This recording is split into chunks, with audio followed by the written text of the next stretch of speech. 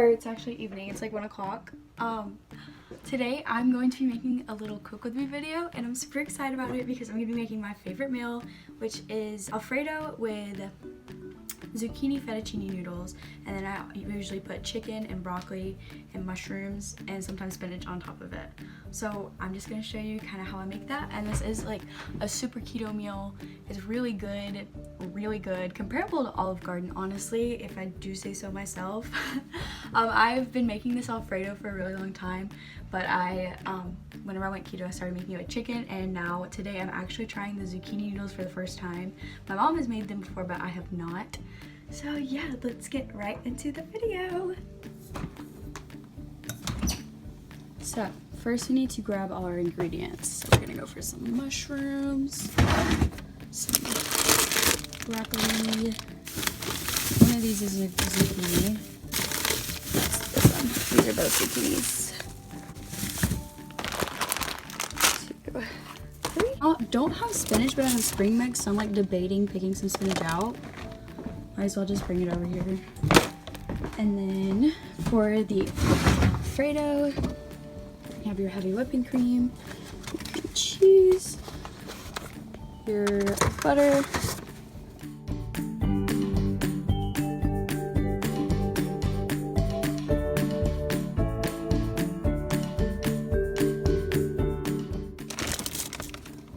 fresh Parmesan. So today I'm literally just using these Tyson grilled and ready chicken breast. These are literally so good to be like pre-made. I eat them on top of salads all the time and like might be addicted to them. Like, highly recommend that. Basically all you do is put it in the microwave for like 2.5 minutes and then it's ready to go. But what I'm gonna do is I'm gonna put it in the microwave for 2.5 minutes, then I'm actually also gonna cook it with my vegetables a little bit just so we get that extra flavor. The chicken is all wrapped up and we're just gonna set it in the microwave.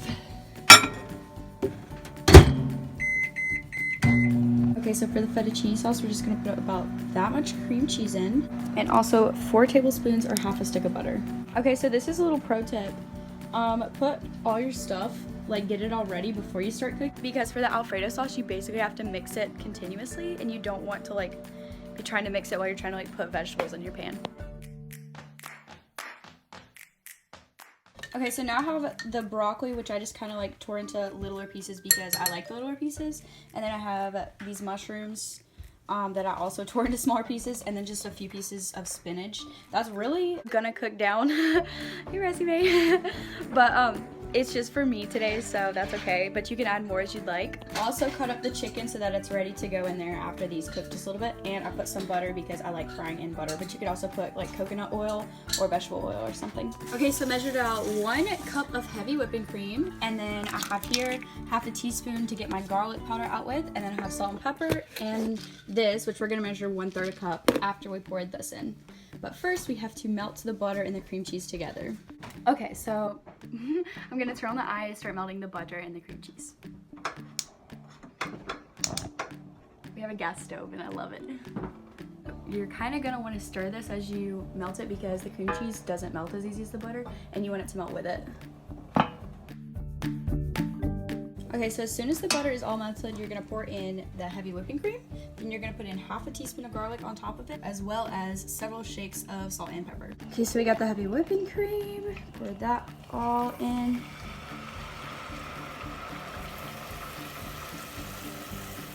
Got a nice sizzle. Then half a teaspoon of garlic powder. One time I put onion powder in this and it was not good. Just kind of sprinkle it around.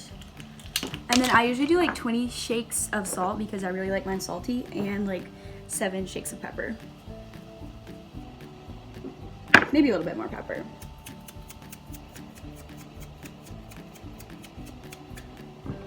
We're gonna add a little bit more pepper. Okay, so anytime it's like foaming around the edges like this, or it's not mixed, you really need to mix it. The thing, like the key to this is basically to continually mix it, which is hard whenever you want to cook vegetables as well, but if you don't, then it won't work. So basically what you're gonna do is you're gonna mix it all together, and then you're gonna wait for it to kind of boil up, and whenever it boils up, turn on the heat and mix it. and keep repeating that. Okay, so now it's really starting to boil up. So I'm gonna mix it just a little bit.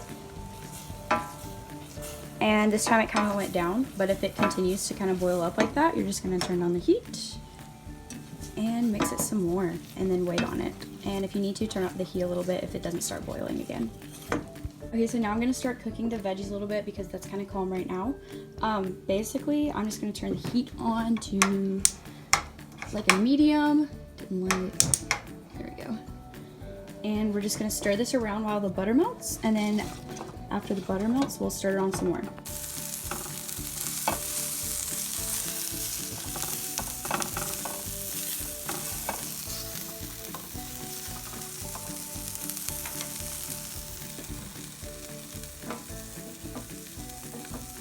Okay, so the vegetables are starting to look pretty cooked, so I'm actually gonna add in the chicken over here. Okay, so this is starting to get a little bit thicker. You can kind of tell by the way it like feels whenever you drop it. See how it's not like completely indenting, and also whenever you stir it, if you can see the bottom starting to get thicker. So as it continually starts to get thicker, we're actually going to add in gradually 1/3 cup of fresh Parmesan. So you can use not fresh Parmesan, like the kind in the bottle, but I really feel like the fresh makes it taste so much better, and it makes it kind of the texture a little bit better. I think it's like kind of stringy almost. I'm actually going to add in a little bit of garlic powder and a little bit of Parmesan to the chicken and veggies as well. But just make sure that you add this in gradually so that it kind of, I don't know, it like mixes well like that. Okay, so I mixed in the Parmesan and garlic and just kind of put those in a corner and turned off the eye. And this is almost ready. You can see the bottom whenever you stir, and it takes a second for it to go away. So I poured in about the rest of the Parmesan, and we're about to turn this eye off as well. So another way to know that this is ready is that it almost changes to a little bit of a yellower color, and with the Parmesan it's pretty stringy, if you can see, but it's a very good consistency and honestly just perfect. Okay, so now for the new part, we're gonna make some zucchini noodles. I just cut one of the ends, not the stem end, the other end off of the zucchini, and I set this handheld, I think it's called like a spinarella thing, to thick, that way I can get some thick fettuccine noodles. All right, let's see if this works. I'm kind of nervous because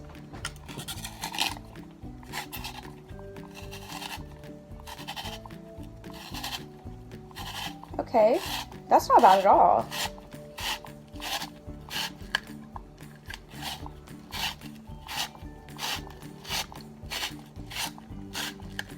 Whew, this is really easy. I kind of thought it would be hard, but it's actually super easy. And I guess I could have peeled it. That looks funny. I could have peeled it if I wanted to, but I kind of like the flavor of the skin, so that's probably all.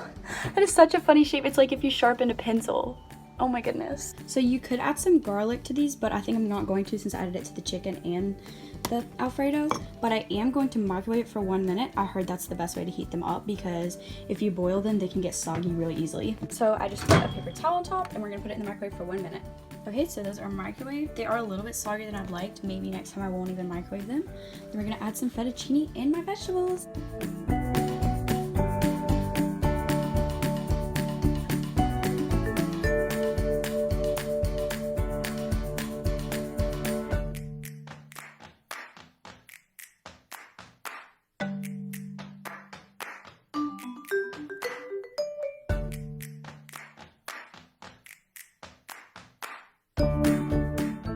And we're all done.